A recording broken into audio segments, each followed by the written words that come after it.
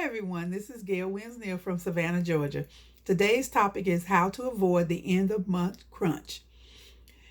In our company's business model, we operate on a monthly basis.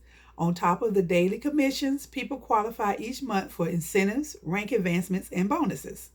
As you might imagine, when the month is nearing the end, people get more anxious and get a sense of urgency and scramble to get new customers, new recruits, or more points for qualifications. The final 48 hours is when people put 25% more of the month's work in their business. Here's how this can hurt your business if you are not careful. Let's say you need to sign up 5 more customers.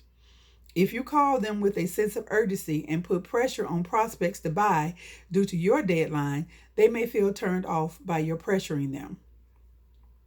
And the same thing happens with recruiting in this fashion. It can be dangerous in getting so aggressive like this, as you might just turn off those prospects or recruits forever and never sign them up. You were too pushy. They can feel your anxiety and it's a negative turnoff. You can also turn off your team in the same way. If your downline gets more calls from you in the final few days than they have gotten all month long, they will likely figure out or assume that you are calling them because of your needs and not to help them in hitting their goals.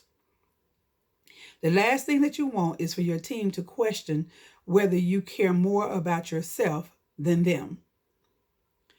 So if you can make it your priority to work with your team with a focus on their goals all month long, they will know that you care about them.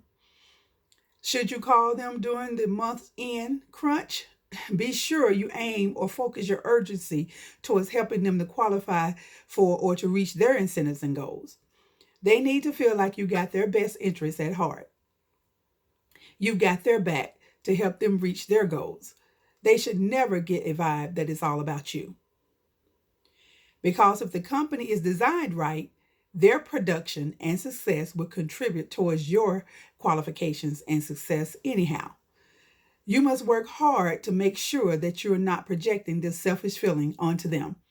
This reminds me of the song by Leon Haywood, which states, "Don't push it, don't force it, let it happen naturally.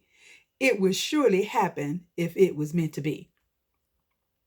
Though we always try to remind the leaders that we see how hard they push in the final 48 hours of each month, but what if they would just focus that hard in the first 48 hours of the month and create that momentum early on? Instead, what we sometimes see is this huge rally on the 30th and 31st, and then on the 1st, they relax and catch a breather. They lose the momentum they were just creating. It's that jerky speed up and down, then stop routine that rarely gains long-term traction. What we've learned is that a smooth flow all month long, starting with a burst in the beginning, is always better than feeling rushed at the end to reach a goal or quota. What if you treated every day of the month like it was the last day of the month? If you did this, you would probably get 10 to 20 times more results than you are currently getting in your business.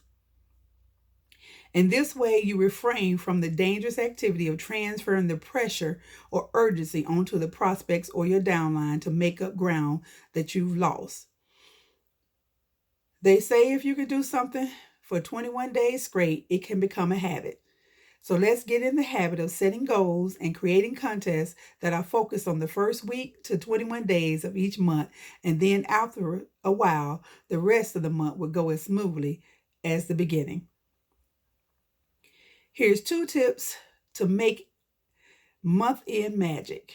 1, sometimes freebies get people off the fence. That's why some department stores offer gifts with purchase, right? So contact those who express interest in the product or business. Tell them you are running your own month-end special from now until the end of the month and offer a free gift with purchase or sign up until the last day of the month. Say something like, "Earlier you expressed interest in the product or business, and as a courtesy to you, I wanted to share with you a special end of the month offer." And then 2, always leverage 3-way calls with your sponsor to have them help close your prospects. Leverage events and even virtual events. Do webinars or conference calls with your team. Remember, the fortune is in the follow-up. You have not because you ask not. And don't forget, when talking to people, use the 3 A's. Ask them for a time to connect or follow up. Speak in the affirmative when you chat. And then assume the sale, saying, since we are both on the phone and free, how about I take a few minutes to help get you started? All I need is your information and we can get you on your way. So as I close, don't underestimate the importance of a few more calls and follow-ups. Happy month's end. I hope it's magical. Let's make it count. Start strong, finish strong. Again, this is Gail Williams-Neal. Happy 2020. EOD, EOD, EOD.